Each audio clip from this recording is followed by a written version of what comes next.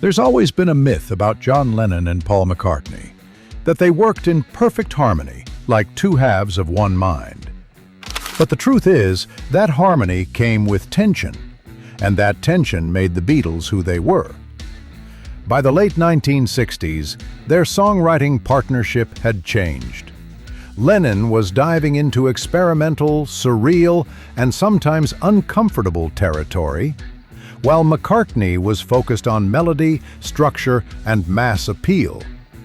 And as Lennon's ideas grew stranger, Paul often found himself thinking, "This is too weird to be the Beatles." Here are 10 songs written by John Lennon that Paul McCartney couldn't stand, the ones he thought were too abstract, too raw, or too far from what the Beatles were meant to be. Number 10. Revolution 9, 1968.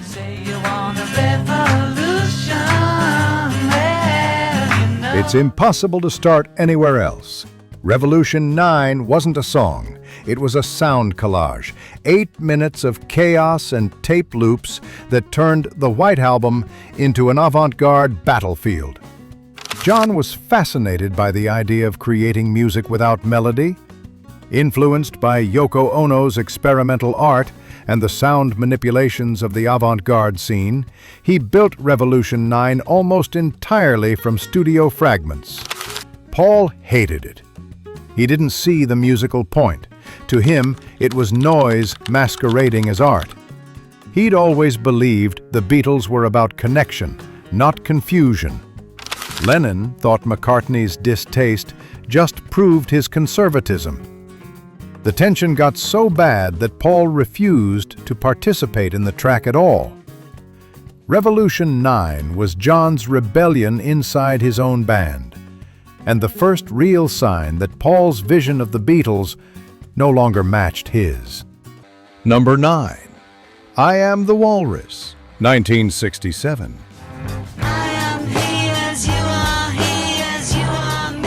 Few songs capture Lennon's surreal humor like I Am the Walrus. Written partly as a reaction to fans over-analyzing his lyrics, John set out to create something deliberately absurd. Lines about yellow matter custard and semolina pilchard made no sense, and that was the point. Paul, though, wasn't convinced. He thought the song's brilliance was buried under layers of nonsense. He admired the melody, but questioned whether the gibberish really worked as Beatles material. Still, he played along. Literally. He contributed harmonies and helped shape the arrangement. But behind the scenes, he told friends that John had gone too far into weirdness. I Am the Walrus became a cult classic. But to Paul, it marked the moment Lennon stopped trying to speak to the audience and started speaking only to himself. Number 8. Tomorrow Never Knows, 1966. When Lennon brought Tomorrow Never Knows to the Revolver sessions, it sounded nothing like a pop song. A single chord, a droning tambura, tape loops spinning backward. Lennon's voice filtered through a Leslie speaker, echoing like a cosmic sermon. Paul was impressed, but also unsettled. He helped create the loops and pushed for experimentation, but he later admitted that John's vision was almost anti-music. Lennon wanted to erase melody, destroy the idea of verse and chorus, and turn the song into a hypnotic mantra. To Paul, it was brilliant, but dangerous. He worried it would alienate fans and dissolve the structure that made the Beatles great. Lennon didn't care. For him, this was transcendence. It was a moment of creative awe and creative distance. McCartney admired the boldness, but deep down, he knew their songwriting roads were starting to diverge. Number 7. Happiness is a Warm Gun, 1968. Lennon described Happiness is a Warm Gun as a collage of bits and pieces. It shifted tempos, moods, and styles within a few minutes, from psychedelic blues to near-parody doo-wop. Paul thought it was fascinating but fractured. He didn't like the abrupt transitions or the dark undertones. The song's cryptic lyrics, touching on addiction, sex, and violence, made him uneasy. During recording, Paul reportedly struggled to find his place in the arrangement. He respected John's artistic ambition, but felt the song was too chaotic for the Beatles' image. Happiness is a Warm Gun sounded more like a fever dream than a pop masterpiece. Lennon, of course, loved that. For him, confusion was art. For Paul, it was indulgence. Number 6. Your Blues, 1968.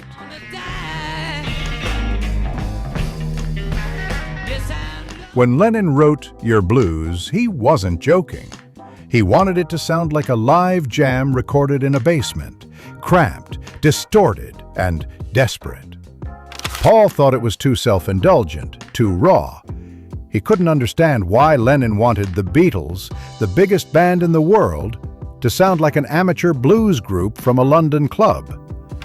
The band even recorded it in a tiny side room at Abbey Road to get the claustrophobic sound Lennon wanted.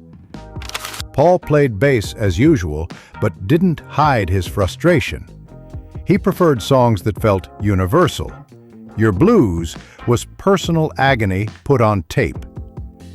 Lennon later said it was one of his favorites. For Paul, it was proof that John had grown tired of being a Beatle. He wanted to tear down his own empire. Number 5. I'm Only Sleeping, 1966.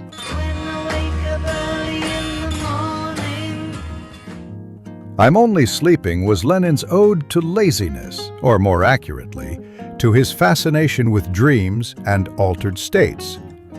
The reversed guitar solos, sleepy tempo, and hypnotic melody made it one of Revolver's strangest moments. Paul played bass and added harmonies, but behind the scenes he wasn't thrilled. He thought the song dragged. Lennon wanted it to sound like drifting through fog. Paul thought it sounded like falling asleep at the mic. Even George Martin found it challenging. Reversing tapes precisely to match Lennon's surreal vision was painstaking. But John loved the weirdness. To him, the slowness was the point. Paul, who was all about momentum and melody, just didn't get it. Their creative tension here was quiet but unmistakable.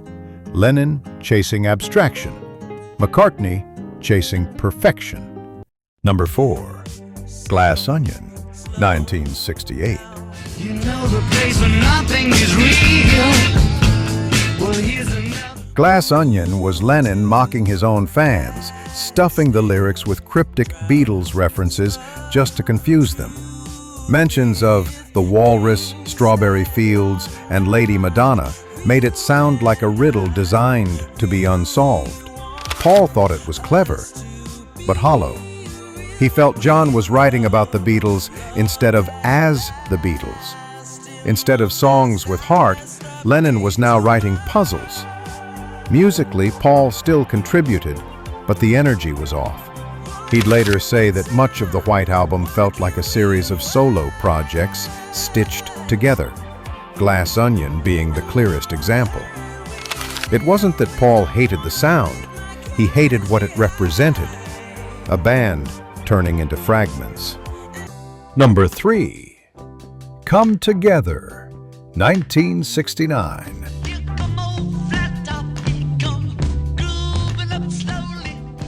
Ironically, Come Together became one of the band's biggest hits, but not without tension.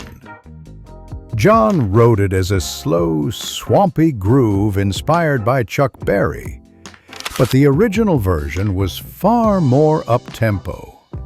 Paul slowed it down, shaped the bass line, and turned it into the smoky, menacing classic we know today. Yet he still disliked John's approach. The lyrics, he thought, bordered on nonsense, cryptic slogans without meaning.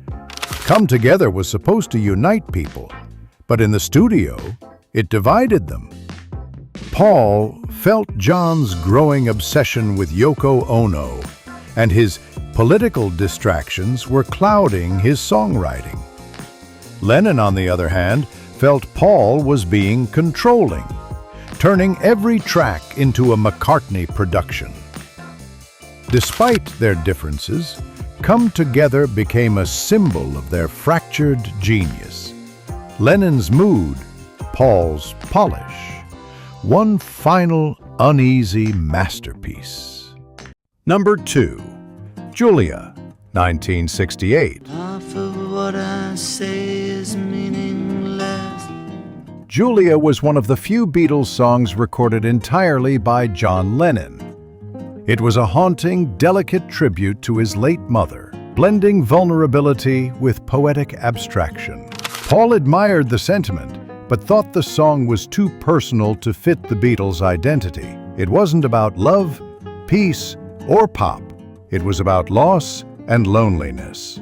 When Lennon insisted on recording it solo, Paul didn't argue, but he was frustrated. The Beatles were supposed to be a band, not 4 separate artists sharing a name.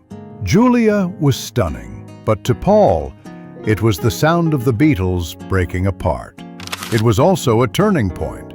Lennon didn't need McCartney's input anymore, and he wanted the world to hear his truth unfiltered.